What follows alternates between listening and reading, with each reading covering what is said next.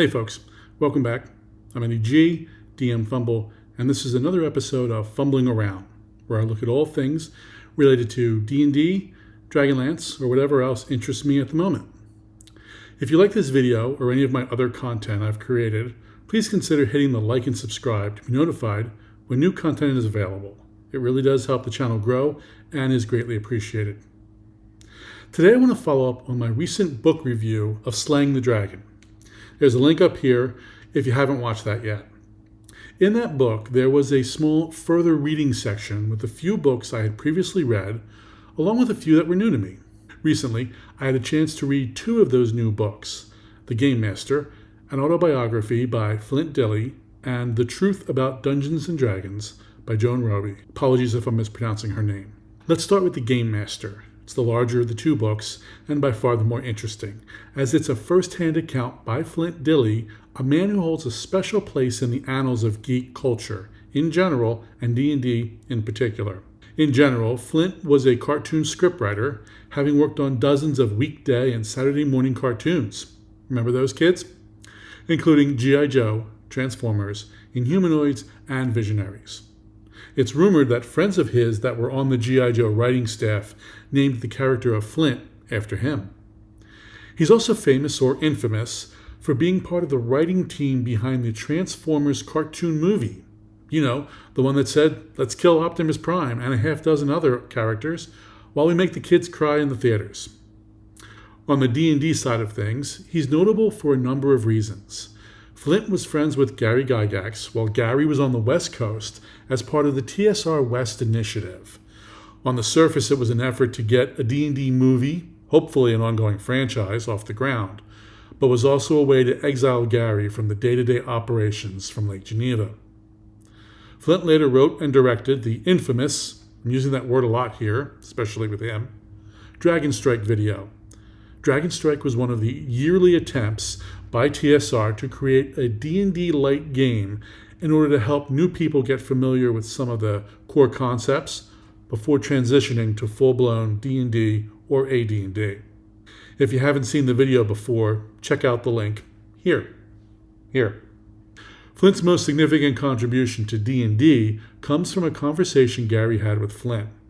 This was during a time when TSR wasn't doing well financially, and Gary was probably looking for a cash infusion from the Dille estate. Apparently, they're the rights holders to the Buck Rogers IP and are quite wealthy. Since this wasn't something Flint wanted to be part of, he suggested Gary talk to his sister, who had worked a successful corporate turnaround recently. That woman's name was Lorraine Williams. Now, if you've watched my episode on Slaying the Dragon, you know how that all turned out. Here in The Gamemaster, we get a different perspective on those events. First, it should be noted that most of The Gamemaster does not involve the Gary-Lorraine TSR saga, but there are some notable events concerning TSR West, like various parties, constant wargaming, and Flint working on several TSR-related projects. The book also shows a little of the relationship Flint had with Gary's boys, Ernie and Luke, who seem to visit the West Coast more often than Gary's three girls. Flint's book is interesting in that he doesn't blindly defend his sister, even admitting that they've had a rocky relationship over the years. He also disputes the idea that Lorraine looked down on gamers and was an avid game player herself, just not the games that TSR was putting out. Overall, I enjoyed the book, especially the new insights into TSR West and some additional details on Lorraine. Now on to the other book in this review, The Truth About Dungeons & Dragons. Honestly, I have no idea why this was listed in the further reading in Slaying the Dragon, and I can't imagine what Ben Riggs pulled out of this book for his work. This book, and book is a generous term, because it's more like a small paperback that barely cracks 100 pages, and that's even with generous margins, large type, and plenty of empty space at the bottoms of many pages. There are no illustrations in the book except for the front cover. What there is in the book is a lot of basic information on D&D. It's like if someone transcribed what another person said the game was about. The book is littered with missing and incomplete details, as well as completely false information. For example, in one section, the book describes gods in D&D, and references only 4, 2 gods of good and 2 evil. All of these gods are from the Dragonlance setting, which is odd for a number of reasons. First, Dragonlance setting has over 21 different gods of all different alignments, and nowhere is the Dragonlance setting referenced again in this book. The book then goes on to describe a little bit about why D&D is bad, referencing various erroneous information, and ending up with a letter from a D&D player that she tries to pick apart, but without any real logical argument. She comes back with just saying, D&D is corrupting your soul, I pray for you, blah, blah, blah. Overall, the first part of this book felt like filler to help get that page count over 100, while the last part felt like a weak first draft of something Patricia Pulling would have written. And if you don't know who she is, Google her.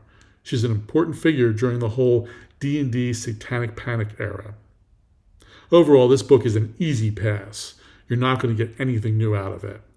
But if you are dead set on reading it, do not pay the prices I've seen online. Go to your local library and request an interlibrary loan, at least in the US, to get the book. In fact, that's what I did.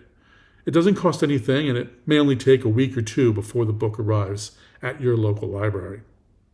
Of the 2 books, The Gamemaster is the more interesting, if only for the glimpses into TSR West and the perspective of the fall of Gary Gygax from a new point of view. While The Truth About Dungeons & Dragons is neither truthful nor interesting.